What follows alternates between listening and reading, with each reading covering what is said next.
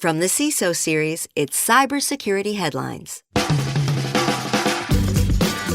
These are the cybersecurity headlines for Monday, September 29th, 2025. I'm Steve Prentice. Dutch teenagers arrested for attempted espionage for Russia. 2 teenagers were arrested by Dutch police on Monday. According to the Dutch newspaper Der Telegraaf, the teens used a Wi-Fi sniffer device near the offices of the European law enforcement agency Europol, as well as those of Eurojust, the Union Agency for Criminal Justice Cooperation, and the Canadian Embassy in The Hague. There are no signs of compromise on any of the agency's systems. The boys were allegedly recruited over Telegram and were arrested following a tip from the country's intelligence service. Bleeping Computer adds that this case, quote, marks an escalation to lower-level recruitment cases seen elsewhere in Europe, for example in Germany, where young people were paid by Russian agents to perform acts of vandalism and sabotage on critical infrastructure. Department of Defense announces replacement for risk management framework. The DOD has unveiled a new 5-phase framework for assessing cyber risks on its networks. Named the Cybersecurity Risk Management Construct, CSRMC, it has been designed to replace the older risk management framework, which is being described now as, quote, overly reliant on static checklists and manual processes that failed to account for operational needs and cyber survivability requirements, end quote. A statement from the department says, quote, the CSRMC addresses these gaps by shifting from snapshot-in-time assessments to dynamic, automated, and continuous risk management, enabling cyber defense at the speed of relevance required for modern warfare, end quote. A layout of its 5-phase life cycle plus further details is available as a link to the report in the show notes to this episode. Fake Microsoft Teams installers deliver Oyster malware. Hackers have been using SEO poisoning and search engine advertisements, also called malvertising, to, quote, promote fake Microsoft Teams installers that infect Windows devices with the Oyster backdoor, providing initial access to corporate networks, end quote.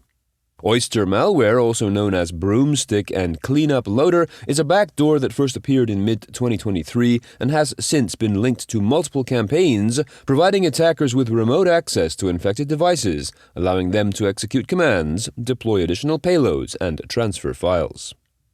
Organized ransomware operations like Ricida have also used the malware to breach corporate networks. Huge thanks to our sponsor, Nudge Security. Here's the thing. Your employees are signing up for new apps, sharing data, and connecting tools together, often without anyone knowing.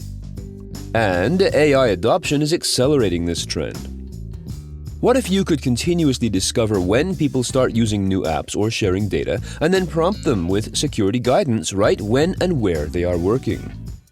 At Nudge Security, they call that securing the workforce edge.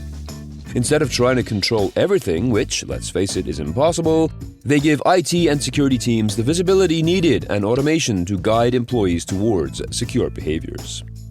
The result? Your workforce stays productive, your data stays secure, and you can finally get some sleep at night. Learn more at nudgesecurity.com/workforceedge. That is nudgesecurity, as one word, .com/workforce edge, also as one word. Union County, Ohio suffers cyber attack.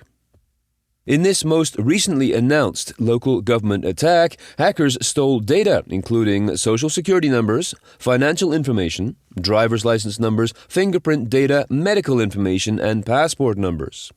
The attack occurred on May 18th and impacts around 45,000 people. No ransomware gang has yet taken credit for the attack.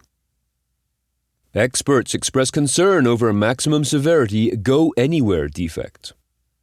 Following up on a story we covered last week, cybersecurity experts are voicing concern over a maximum severity flaw in Forta's Go Anywhere MFT file transfer service. While Forta claims it found the vulnerability during a September 11th security check and has not confirmed active exploitation, researchers at Watchtower say they have credible evidence of attacks dating back to September 10th. The conflicting accounts, quote, highlight ongoing challenges in vulnerability disclosure, especially when vendors downplay severity or exploitation status, end quote. Forta's advisory, criticized for lacking clarity, was later updated with indicators of compromise and stack traces that suggested impacted customers could confirm if their systems had been breached. UK Prime Minister to unveil digital ID cards. Keir Starmer is set to announce plans requiring all working adults to hold digital ID cards, dubbed Brit cards, as part of efforts to curb illegal migration. The proposal, which would need new legislation, has already drawn criticism from civil liberties and privacy groups. Number 10 Downing Street, the official Prime Minister's residence, argues the measure is essential to ensure that only those with legal rights can work, suggesting public opinion has shifted since Tony Blair's abandoned ID card initiative back in 2000. Cisco warns of ASA zero-day duo under attack. Cisco is, quote, urging customers to patch 2 security flaws impacting the VPN web server of Cisco Secure Firewall Adaptive Security Appliance ASA software and Cisco Secure Firewall Threat Defense FTD software, which it said have been exploited in the wild. These zero-day vulnerabilities have CVE numbers and have CVSS scores of 9.9 and 6.5 respectively. Cisco said it is, quote, aware of attempted exploitation of both vulnerabilities, but did not reveal who may be behind them or how widespread these attacks are, end quote. If you want to help make some great content for the CISO series, we've got a great way for you to participate. We need our listeners, that is you, to fill out a quick 5-question survey. These are Family Feud-style questions, and your responses will be used for an upcoming live event. If you've got an extra minute, head on over to cisoseries.com/participate to fill it out. And if you are in the Houston area, be sure to join the CISO Series team at a meetup tonight at Frosttown Brewing. We will be there for HuSecCon the next day, so if you're in town, be sure to say hi to David Spark and the rest of the team. Head on over to cisoseries.com/events for details. And finally, of course, if you have some thoughts on the news from today or about this show in general, please be sure to reach out to us at feedback@cisoseries.com. We would love to hear from you. I'm Steve Prentice, reporting for the CISO Series. Cybersecurity headlines are available every weekday. Head to cisoseries.com for the full stories behind the headlines.